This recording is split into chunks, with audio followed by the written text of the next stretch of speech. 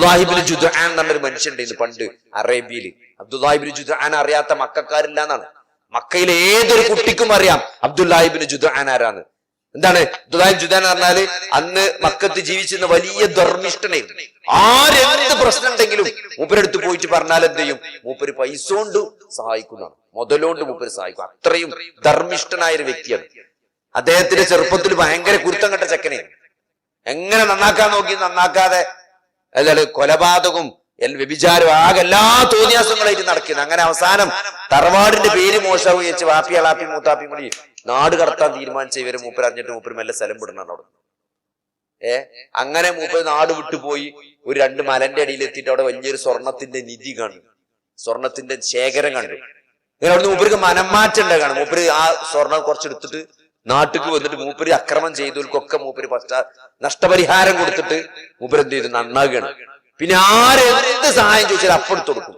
അപ്പല്ലെങ്കിൽ മൂപ്പര് കുറച്ച് ദിവസം കഴിഞ്ഞിട്ട് തരാന്ന് പറഞ്ഞിട്ട് പോയിട്ട് നിധി എടുത്തിട്ട് പിന്നെയും കൊണ്ടേ കൊടുക്കും. അങ്ങനെ ജനങ്ങളെ സഹായിച്ച മനുഷ്യനാണ് അബ്ദുല്ലാഹിബ്നു ജുദ്ആൻ.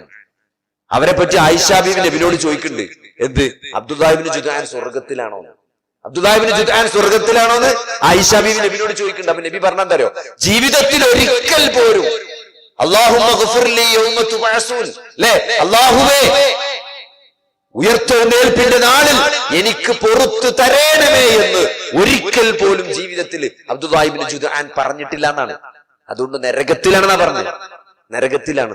അതുകൊണ്ട് സഹോദരങ്ങളെ, എത്ര സൽക്കർമ്മങ്ങൾ ചെയ്താലും ഇവിടെ AKG സ്വർഗത്ത് പോവും, മദർ തെരേസ സ്വർഗത്ത് പോവും എന്നൊക്കെ ഇവിടെ വലിയ അറിവുണ്ട് എന്ന് പറയുന്ന ആൾക്കാർ പറഞ്ഞാലൊന്നും വലിയ വഞ്ചിതരാകേണ്ട ആവശ്യമില്ല. അഖീദ ക്ലിയർ ആണ്.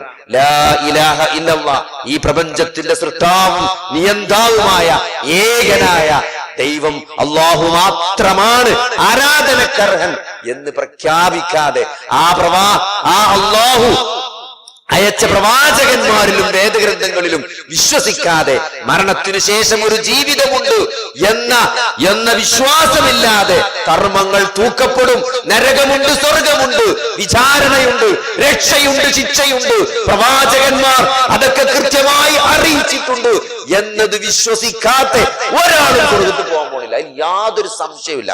അത് മതത്തിന്റെ അടിസ്ഥാനമാണ്, അള്ളാഹുവിന്റെ ദീനിന്റെ അടിസ്ഥാനമാണത്. അതിൽ യാതൊരു സംശയം, ആരെങ്ങനൊക്കെ ഉരുട്ടിച്ചൊറുത്ത് ചൊറുക്കിൽ പറഞ്ഞാലും സഹോദരങ്ങളെ അതിൽ യാതൊരു സംശയവും വേണ്ട. അതുകൊണ്ട് അഖീദ ക്ലിയർ ആകണം.